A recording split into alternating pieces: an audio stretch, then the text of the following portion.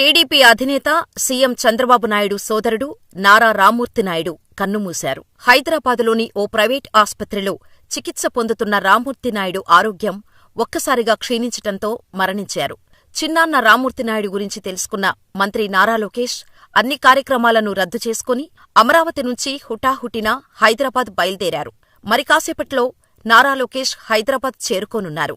ఈ విషయం తెలుసుకున్న వెంటనే ఢిల్లీ పర్యటనలో ఉన్న సీఎం చంద్రబాబు నాయుడు సైతం తన కార్యక్రమాలను రద్దు చేసుకున్నారు. ఢిల్లీ పర్యటన అనంతరం మధ్యాహ్నం నుంచి మహారాష్ట్ర వెళ్లాల్సి ఉంది. కానీ సోదరుడి మరణ వార్త తెలియటంతో మహారాష్ట్ర పర్యటనను రద్దు చేసుకున్నారు. ఢిల్లీ నుంచి హైదరాబాద్ బయలుదేరారు.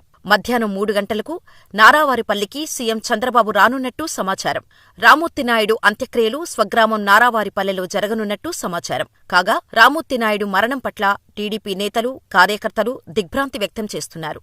రామ్మూర్తి నాయుడు 1952 మార్చి 18న ఖర్జూరానాయుడు అన్నమ్మలగారికి రెండో సంతానంగా పుట్టారు. ఆయనకు అన్న చంద్రబాబుతో పాటు 2 చెల్లెళ్లు కూడా ఉన్నారు. వ్యవసాయ కుటుంబంలో పుట్టిన రామ్మూర్తి నాయుడు గారికి చదువు కంటే ఎక్కువగా వ్యవసాయం చేయటంపైనే ఇంట్రెస్టు ఉండేది. వ్యవసాయంతో పాటుగా కళారంగమన్నా కూడా ఎంతో ఇష్టం చూపించేవారు. ఆ ఇష్టంతోనే ఎన్నో నాటకాలలో నటించి నటుడిగా పేరు సంపాదించుకున్నారు. దీంతో సినిమా రంగంపై ఆసక్తి పెరిగింది రామ్మూర్తి నాయుడు గారికి.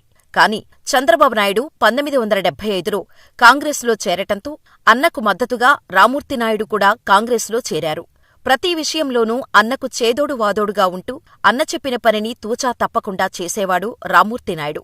ఇక 1994 ఎన్నికలలో టీడీపీ తరపున చంద్రగిరి నియోజకవర్గం నుంచి టికెట్టు దక్కించుకున్న రామ్మూర్తి నాయుడు కాంగ్రెస్ అభ్యర్థి గల్లా అరుణకుమారిపై ఏకంగా 16,000కు పైగా మెజారిటీతో ఘన విజయం సాధించారు. ఆ తర్వాత 1999లో వచ్చిన ఎన్నికలలో మరోసారి టీడీపీ తరపున పోటీ చేసి కేవలం 2,271 స్వల్ప ఓట్ల తేడాతో గల్లా అరుణకుమారి చేతులలో ఓడిపోయారు. ఆ తర్వాత జరిగిన పరిణామాల కారణంగా ఆ తర్వాత వచ్చిన ఎన్నికలలో టీడీపీ తరపున టికెట్ దొరకలేదు రామ్మూర్తి నాయుడుకి. ఇక 2003లో సోనియాగాంధీ ఆధ్వర్యంలో కాంగ్రెస్లో చేరిన రామ్మూర్తి నాయుడు తన అన్నకు వ్యతిరేకంగా బైక్ ర్యాలీ చేశారు. అంతేకాకుండా అధిష్టానం ఆదేశిస్తే అన్నపై పోటీ చేస్తానని కూడా ప్రకటించారు. ఇక 2004లో ఇండిపెండెంట్ అభ్యర్థిగా పోటీ చేసి ఏకంగా 31,000 పైచిలుకు ఓట్ల మెజారిటీతో గెలిచి తన ఆధిపత్యాన్ని చూపించుకున్నారు. అయితే ఆ తర్వాత సొంత అన్న చంద్రబాబుతో వచ్చిన విభేదాల కారణంగా అన్నకు వ్యతిరేకంగా మారారు. అలా కాంగ్రెస్ పార్టీలో చేరారు రామ్మూర్తి నాయుడు. ఆ తర్వాత నుంచి రామ్మూర్తి నాయుడు బయట ప్రపంచానికి కనిపించకుండా పోయారు. దీంతో రాజకీయ ప్రత్యర్థులు చంద్రబాబు నాయుడుని తమ్ముడి విషయంలో విమర్శించటం మొదలైంది. అయితే రాజకీయంగా వచ్చిన విభేదాలు తప్పితే కుటుంబపరంగా ఎంతో సన్నిహితంగానే ఉంటూ వచ్చేవారు రామ్మూర్తి నాయుడు కుటుంబం. ఇక రామ్మూర్తి నాయుడికి ఇందిరాగారితో పెళ్లి జరిగింది. వీరికి 2 కుమారులు. పెద్ద కుమారుడు గిరీష్, రెండో కుమారుడు రోహిత్. గిరీష్ తెలుగుదేశం పార్టీ తరపున ఎన్నోసార్లు ప్రచారంలో పాల్గొన్నారు. ఇక రోహిత్ విషయం అందరికీ తెలిసిందే. సినిమా హీరోగా రాణిస్తున్నారు ఇప్పుడు.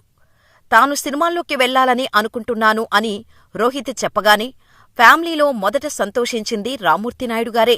ఎందుకంటే తాను ఎలాగూ హీరోగా సినిమాల్లో నిలదొక్కుకోలేకపోయినా కనీసం కొడుకైనా సినిమాల్లో రాణిస్తాడని అనుకున్నారు.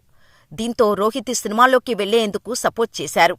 అలా రోహిత్ 2009లో వచ్చిన బాణం మూవీతో సినీ ప్రేక్షకులకు పరిచయమయ్యాడు.